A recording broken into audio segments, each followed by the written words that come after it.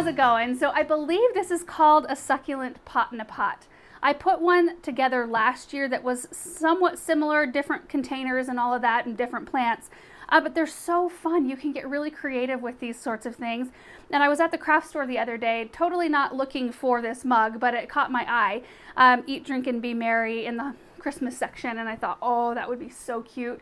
I initially thought, how could I make it look like a steamy cup of coffee or hot chocolate with marshmallows? But that was taking way too much brain power to think about like what succulents I could use. And you need to be very specific if you're going for a look like that in terms of colors and structure of your succulents. So I just decided to just go kind of all out with color and texture and all that sort of thing. So let's talk through the process of how this is put together. It's really easy. I started with this this is just a ceramic container that does have a drain hole in the bottom. So we're good there in terms of drainage. I've got a low clear saucer I can put underneath it to catch any water. Then I put in our Espoma cactus soil. You just want to use something proper to what plants you're using. Like, you don't have to use succulents in an arrangement like this. I think it'd be pretty to use do a fern assortment or something like that, in which case you would use the regular potting soil. So just use the proper soil. And then I put the mug in, and I only wanted to bury that halfway because I still wanted to be able to see the little handle there so that you could tell it was a drinking mug. And then I put more soil in and kind of packed it into the mug because you can see that my succulents ended up sort of mounded here. And I wanted to make sure every succulent cutting or rooted succulent that I used had soil packed around its stem. And then I just started building. Usually I start around the edge of the cup and kind of try to create a spilling kind of look effect. And I use string of pearls for that. And then there are some Echeverias around there, mostly Echeverias, some of which I just mentioned had roots on them. Like, I just took them out of their little containers, knocked off as much soil as I could, and then planted them.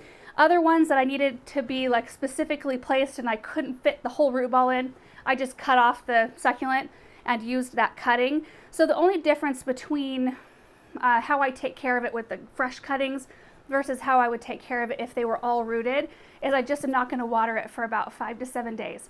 And that will allow the stems of the cut succulents to heal over. They can go down in the soil. There's still oxygen in there. They still will dry out. We just can't introduce any water in for a few days. We've got to let them dry. And then I just kept building. And I like to kind of vary my texture and colors a little bit. You can see, I think this is a type of sedum right here, maybe Firestorm. This Echeveria right here, can't remember the name. I don't know the names of all of these. Not all of them were labeled, unfortunately. But it started off quite large, and I ended up kind of paring it down a little bit to make it fit. But I really like the color in that. We've got some Graptosedum California Sunsets in here, some more sedum. You can see all of the string of pearls kind of poking out here and there. And then we've got some Burrito Sedum coming out as well to give us that nice icy blue color. And the tool I use the most when I'm putting together an arrangement like this, because it can be a little bit of a messy process, you know, when you're holding succulents together and like trying to pack soil around them, it's easy to flip soil all over the place. So I have this little brush right here, just this little soft brush that I can go in every once in a while if I make a big mess, and I can clean up the succulent without damaging the way it looks, because some of these, like this one right here, it has a powdery coating over its leaves, and if you touch it with your fingers to try to clean it, it'll make marks on the leaves and it makes them a little less pretty. So using a soft brush, you could use a soft paintbrush, whatever you have that's just really gentle, that really helps. And sometimes I use the end. This is actually a lens cleaning brush.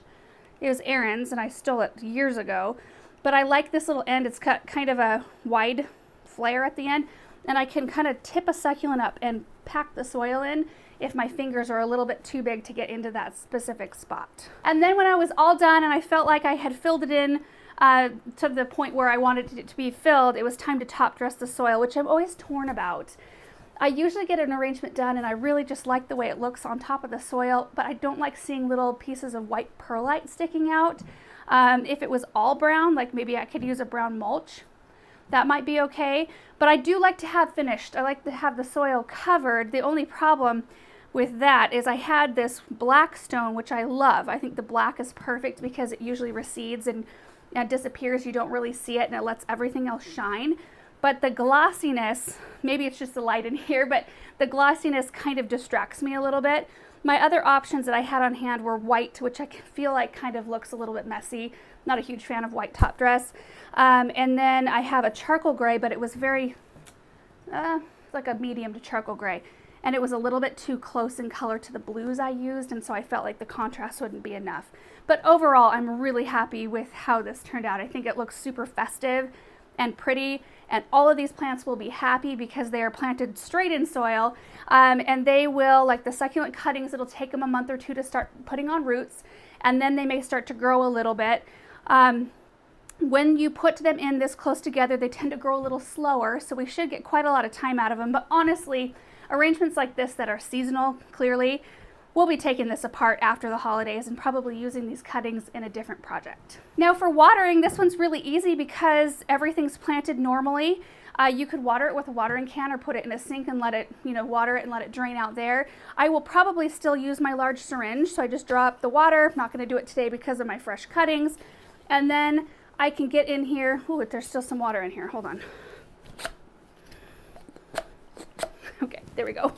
I can get in here and I can just gently water around the root balls of these plants, avoiding water contact with the leaves, and then just really being able to control the amount of water that goes into the container. So you guys, that is it. I hope you enjoyed seeing this come together. If you give it a shot, please tag me in your pictures so I can see what you come up with. There is a lot of inspiration in terms of succulent pot in a pot. If you Google that term, you will see so many beautiful pictures of things that people have done, really creative things. It's just it's a fun activity. I think this would be fun for kids to do too. It doesn't have to be this full. You could do something a little bit smaller and more contained, I guess. I don't know the best word for it, but simple, I guess, is the right word. So anyway, thank you guys so much for watching, and we will see you in the next video. Bye.